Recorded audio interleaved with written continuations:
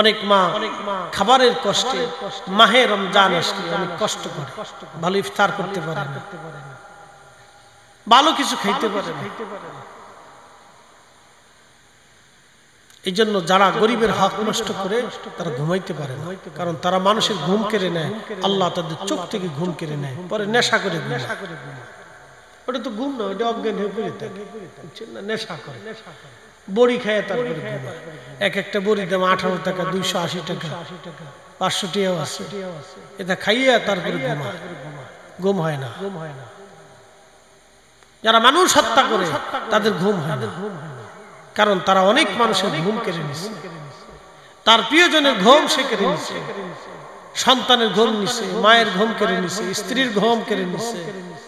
এই জন্য তার ঘুম আসে, আল্লাহ ঘুম কেড়ে নিছে। এই ওষুধ খাইয়া নেশা করে তার আল্লাহ শাস্তি আছে। কে বলছে আল্লাহ শাস্তি নেই? দুনিয়াতেও আল্লাহ শাস্তি দেয়। কে বলছে আল্লাহ শাস্তি নেই? অবশ্যই শাস্তি আছে। আপনি অন্যায় করবেন, যদি মাফ না চান, শাস্তি অবশ্যই আছে।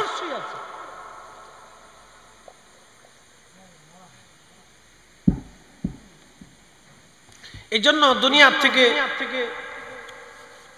আল্লাহ আমাদেরকে যে হালত দিচ্ছে এটা শুকরিয়া আদায় করতে হবে। যতটুকু পরিমাণ অর্থ রিজিক দিচ্ছে শুকরিয়া আদায় করবেন। যা আল্লাহর সামনে পাবেন খাবেন, আলহামদুলিল্লাহ বলে সন্তুষ্ট চিত্তে খাবেন, মনের আনন্দ নিয়ে খাবেন যে আল্লাহ তুমি আমার এই খাবারটা দিছো, আমার চেয়ে কত মানুষ চেয়ে আল্লাহ তুমি না খাইও রাখছো। কি কথা ঠিক কিনা? তুমি আমারে দিছো, শুকরিয়ার সাথে খেয়ে খাবারে খুদ ধরবেন না। অন্য কেউ খাবার দিলে তার প্রশংসা করবেন, তার খাবারে খুদ ধরবেন না। অনেক সময় দেখা যায় বিয়েতে বা অনুষ্ঠানে দাওয়াত দিলে খাবার কমতি করলে অনেকে বেজার হয়, ঠিক আছে না? তো খাবার দিতে পারবি না, দাওয়াত দিছিস তো, বেজার হয়ে যায়, রাগারাগি করে, ছাটাফাটা করে। বাংলাদেশ এমন এক আজগুবি দেশ, বিয়ের খাবার নিয়ে মারামারি করে মারার হয়। হ্যাঁ, ব্রাহ্মণবাড়িয়া থেকে কয়েক মাস আগে হয়েছে, আর জামালপুরে হয়েছে। তা আমি মনে করি বিয়ের বাড়িতে খাবার নিয়ে যারা মারামারি করে মার্ডার করে, ওদের খাওয়ানো চাইতে কুত্তা খাওয়ানো ভালো। কি ঠিক আসতে বলেন? ওরে খাওয়ানো চাইতে কি খাওয়ানো ভালো? কুত্তা খাওয়ানো। ও মানুষ না, খাবার নিয়ে মারামারি করে কুত্তা। খাবার নিয়ে মারামারি করে কিসে? কুত্তা। মানুষ খাবার নিয়ে মারামারি করতে পারে না। খাবার একটু কম হলো, একটু কম পদ হলো মন খারাপ করতে, শুকরিয়া করতে, আল্লাহ তুমি দিচ্ছ আলহামদুলিল্লাহ। সাহেবে দাওয়াত ইচ্ছা অনুযায়ী চেষ্টা করছে ভালো খাবার খাওয়ানোর জন্য, সে যতটুকু পারছে আলহামদুলিল্লাহ। কি কথা ঠিক কিনা? এই মানসিকতা আমাদের তৈরি করতে, শুকরিয়া হবে আলহামদুলিল্লাহ, কোনো ঝামেলা নেই। আল্লাহ আমাদের প্রত্যেকের তৌফিক দান করুন বলে না আমিন।